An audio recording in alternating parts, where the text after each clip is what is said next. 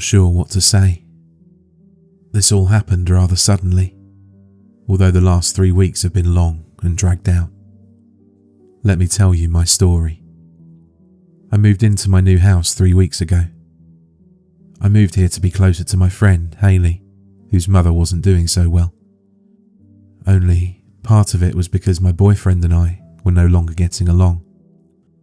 There was nothing special about the house, just a simple 2-bedroom house that had an attic. I didn't really know the history of the house, nor did I really care upon moving in. Oh, how I wished I did.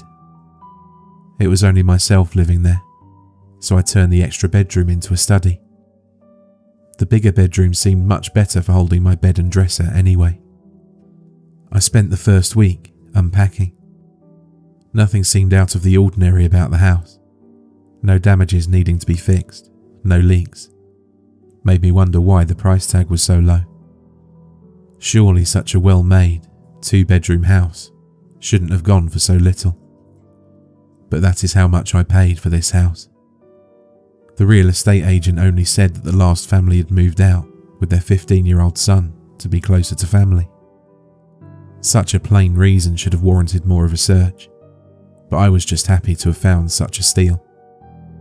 Like I said before, it only took a week to unpack my stuff. Everything was going great. I currently took college classes online, so the study was a great room to have for some peace and quiet. Some strange things started to happen exactly 9 days after I moved in. When I would lay down to sleep, I would hear this moaning sound. It sounded like an animal of some sort. I passed it off as something coming from outside and ignored it as it continued over the next couple of days. However, the day after that, things just got too weird. I woke up to the smell of baby powder. It was faint in my bedroom, but it grew stronger when I entered the hallway. This was very strange, as I didn't own any baby powder. Not even any lotion that could have smelled similar either. I was a little creeped out, but again dismissed it. The smell went away a few hours later anyway. I continued through my day, cramming in nearly 3 days of classwork into my schedule. While I was writing my report on the biography of Van Gogh, I started hearing a noise, like the song you hear coming from an ice cream truck, but it was different. Soon after, to my horror, I realised what it was. A baby mobile. My older sister had a baby, and the mobile in his crib sounded much the same as the sound I heard. Of course the tunes were different, but that was definitely what it was. And the freakiest part? It was coming through the wall. But there was nothing next to this room. No bedroom, no bathroom, nothing. I left the study, moving out into the hallway. Just as I thought, the music stopped and I shook my head. Okay, maybe I was studying too hard. That had to be it. I was imagining things. For the next week, things returned to normal. Hayley came over and we played some video games and she stayed for dinner. I pulled the baked spaghetti from the oven just as she returned from the bathroom. "What kind of music box did you buy? I like the tune it makes." She entered the kitchen, taking a seat at the table. "Music box," I parroted. "I don't own a music box," I replied, brows drawing up in confusion. "Are you sure? I heard this cute little tune. How did it go?" She paused for a moment before humming the tune she heard, and I almost dropped the spaghetti. The colour flushed from my face faster than I could even process what I'd just heard. That was the tune the mobile had made. "Oh hell," I breathed. I started feeling faint. I placed the spaghetti on the counter, stumbling over to a chair and collapsing into it. "Can you get me some water?" I asked. I was going to be sick. I just knew it. "Sure, May. What's the matter?" Hayley moved to get me the water, and I sipped on it while waiting for my heartbeat to slow. After finishing half of the glass, I set it down. "That tune. I heard it earlier too, I said. It's not a music box, Hayley. I don't know what it is. It sounds like a baby mobile. But the family who lived here before me didn't even have a baby. I then began to explain everything. About the smell and the sounds I'd been hearing. Would you mind staying the night with me? I feel a bit uneasy now, I admitted. I felt relieved when she agreed. We ate dinner and I took a shower while she set up the couch in my room to sleep on.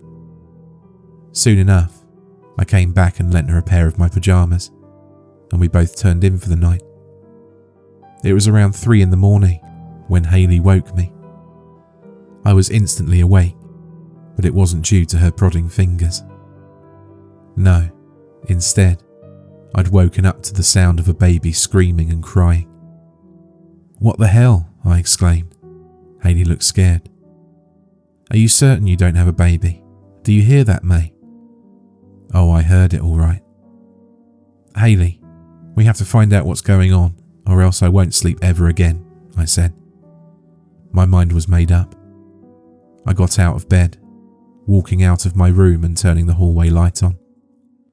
The screaming was coming from the opposite side of the hall, and I crossed the short distance to listen. The screaming carried on for a few moments longer, then ceased entirely. Get the toolbox from my closet. I might have to pay for the damages, but I won't get any peace of mind until I figure out what the hell is going on around here. I was tired and shaky, but I couldn't go on like this. I needed to find out what was happening. Hayley brought the toolbox over, and I looked through it before pulling my hammer out. I then stood back, swinging the hammer to hit the wall as hard as I could. Nothing happened, but I continued. I pounded at the wall, again and again, until a good part of it collapsed. I dropped the hammer, sinking to my knees. Oh my God. There was a bedroom. There was a bedroom, hidden behind this wall where no one could see it. I stepped over the rubble, barely noticing that Hayley was following me. It was a baby's nursery. Furniture took up the room, most of it caked in dust. It looked as if no one had touched it in a long time. A rocking chair sat in the corner, and a crib sat along the opposite wall. There were no windows either. A bookshelf was next to me, lined with toys and books. But not only that, a large book sat at the end. I plucked it from the shelf, wiping the grime and dust away to reveal the title. Baby's First Year, it read. What's this? Hayley wondered as she explored the room. I shook my head slowly as I opened the book.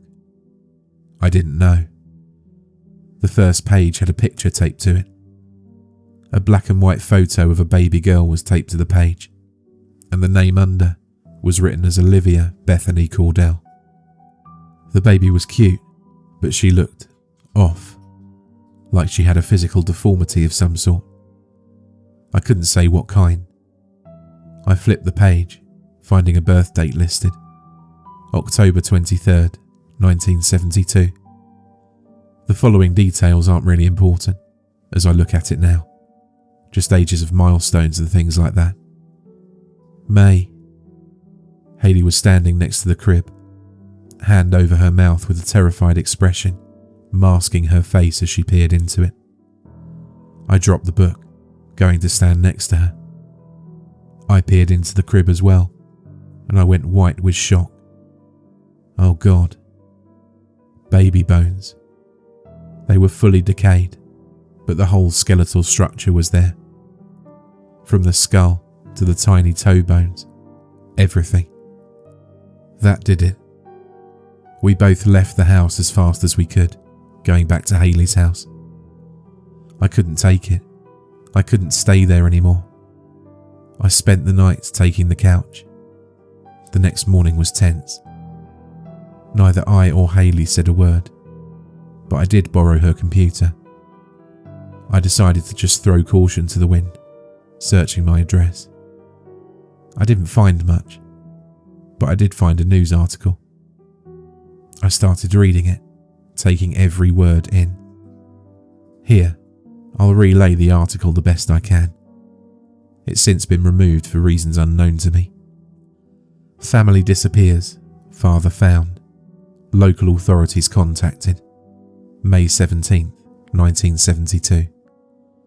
The Cordell family of 1247 South Broadway Street went missing last Wednesday after the neighbours reported screaming. When authorities arrived, the house was empty.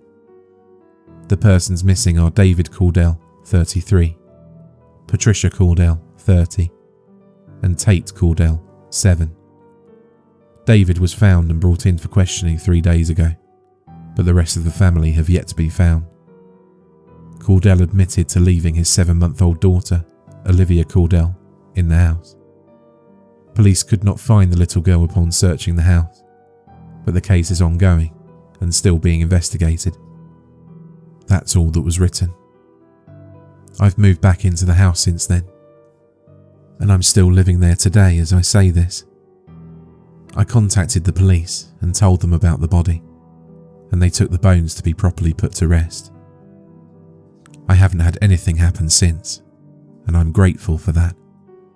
A terrible thing had happened here. A baby had been left to die, which she did, all because the room had been hidden. I decided to keep the room as it is, but I've had a contractor come out and repair the wall and install a door since then. Who knows? The nursery might make a great room for my baby in 7 months.